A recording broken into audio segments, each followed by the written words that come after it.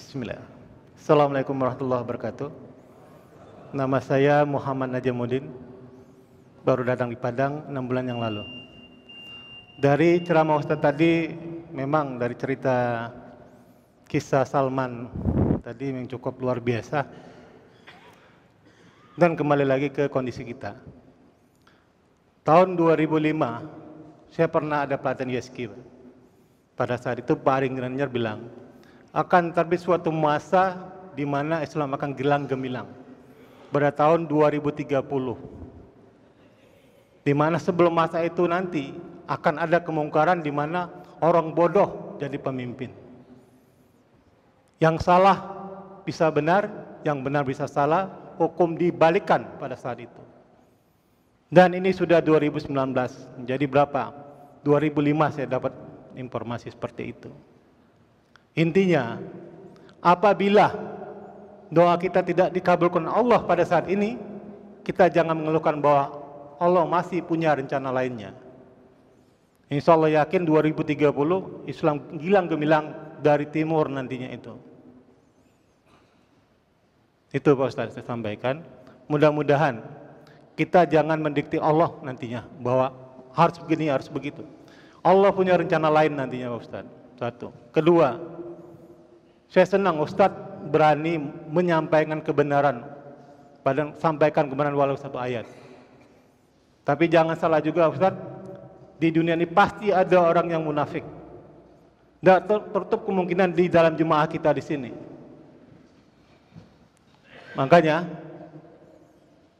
apa yang Ustadz utarakan itu insya Allah menjadi ibrah bagi kami, bagi keturunan kami, bahwa jangan sampai suatu saat nanti dalam sejarah lembar negara kita bahwa pemimpinnya tidak legitimit,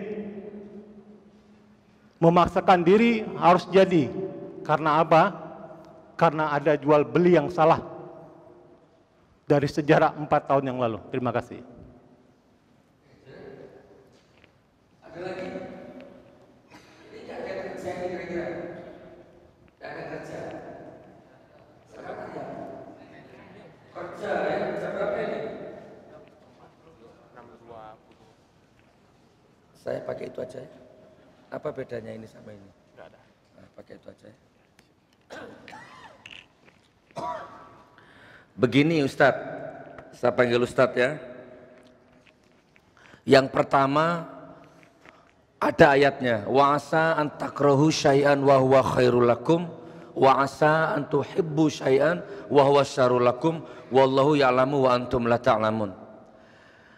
Jadi gini, apa yang kita cintai belum tentu baik. Apa yang kita benci belum tentu buruk. Wallahu ya'lamu, aku yang tahu, wa antum la ta'lamun, kamu enggak tahu apa-apa, itu kata Allah.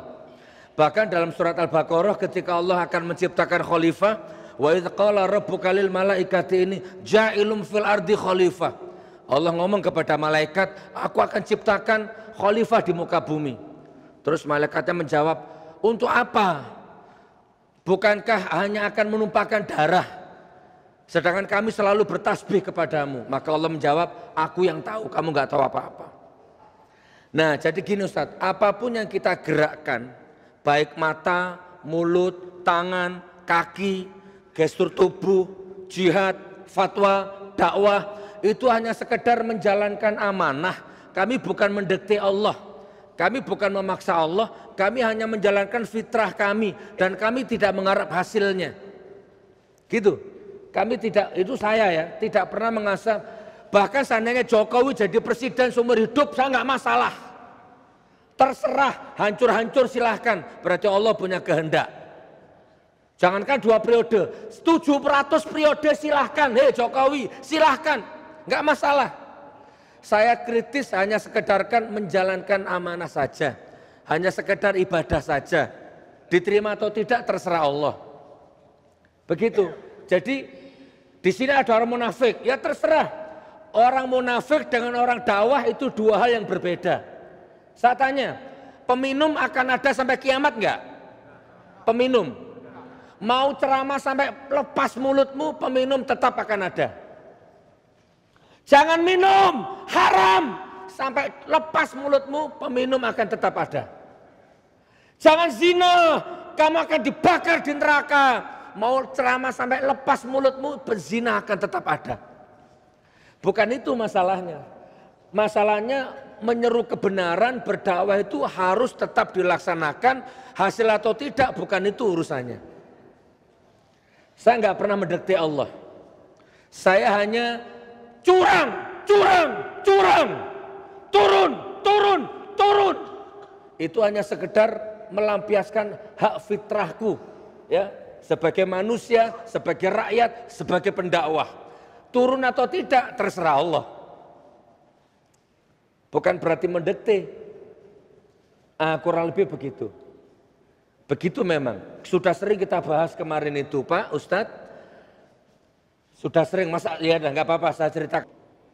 Nabi Ibrahim dilempar ke api sama Namrud. Tiba-tiba ada burung pipit, tahu burung pipit? Mungil itu loh.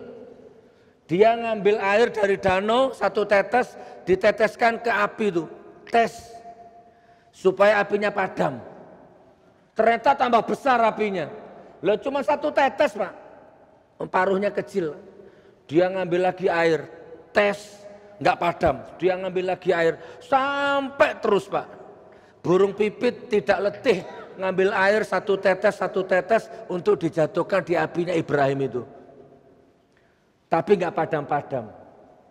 Terus ada cicak, ini dalam sejarah ada yang bilang semut ya, ada yang bilang pipit. Saya ngomong pipit aja lah. Terus ada cicak bilang begini, hei pipit, bodoh kami itu, dungu kami itu, hahaha. Mulutmu itu lo kecil, kamu hanya bisa meneteskan air satu tetes, mana bisa memadamkan api yang membakar Ibrahim. Goblok kamu itu. Itu kata cicak. Apa kata pipit?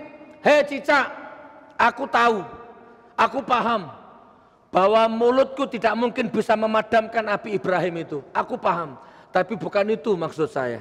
Aku akan terus menjatuhkan air tetes demi tetes walaupun gak padam. Karena tujuanku bukan memadamkan api. Tujuanku, aku punya hujah di hadapan Allah bahwa aku tidak diam ketika melihat kekasihnya dibakar oleh orang-orang kafir. Padam atau tidak bukan urusanku. Urusanku adalah aku akan tetap berusaha meneteskan air demi air walaupun gak padam. Yang penting di hadapan Allah aku punya hujah. Di mana aku berdiri, di pihak mana aku berdiri, itu yang penting. Gitu Ustaz. Nah jadilah pipit-pipit.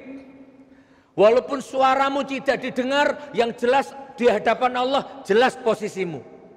Hak atau batil, hitam atau putih. Jangan netral. Kalau netral nggak jalan Pak. Kurang lebih begitu ya. Yusuf Mansur netral katanya, nggak boleh netral. Ini hak dan batil, hitam dan putih. Nah, jadi jawaban saya adalah saya hanya menyalurkan fitrahku, bukan mengharap hasil di hadapan Allah supaya jelas hujahku ini di sini aku ya Allah, di sini aku ya Allah. Udah itu aja. Tidak pernah saya mengharap hasil. Bekerjalah sekeras mungkin, masalah bangkrut, sukses, kaya, miskin, Allah yang memutuskan. Bukan hasilnya yang dinilai Allah, tapi etos kerjamu yang dinilai sama Allah. Takbir. Jadi Ustadz, Jokowi 50 periode, saya nggak ambil pusing.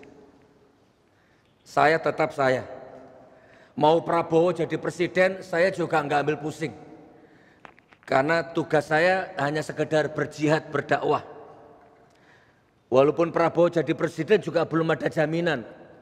Makanya saya selalu kepada Allah, kalau memang Prabowo solusinya ya Allah, titip genggam hatinya. Tetap ke Allah Pak. Kalau memang Jokowi yang tidak ada solusinya, lengserkan orang itu ya Allah. Sama aja doanya ya. Kurang lebih begitu. Sudah saya umumkan dapat berapa? Barakallah, barakallah. Yang belum dapat buku Merubah Nasib ada sekarang, tapi kayaknya tinggal 25 eksemplar aja kayaknya. Nggak cukup ini kalau beli semua. Kemarin bawa sedikit, ada di luar, nanti dicari ya. Cara merubah nasib. Yang sudah diamalkan tetap diistiqomahkan. Masya Allah.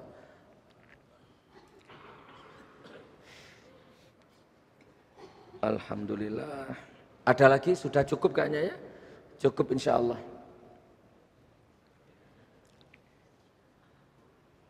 Saya sekarang tinggal di Malang Bapak Ibu, saya nggak tinggal di Palu lagi. Jadi sejak Palu dihantam tsunami, anak istri saya boyong ke kota Malang, Jawa Timur. Rencananya sih minimal 6 bulan lah, sambil nunggu Palu kondusif. Ternyata setelah di Malang, anak istri betah.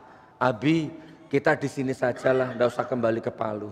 Ya sudahlah, akhirnya anak mondok di Malang, saya bangun rumah di Malang, tapi pondok pesantren di Palu tetap jalan. Sistem tetap jalan, malah sekarang tambah bagus pondoknya.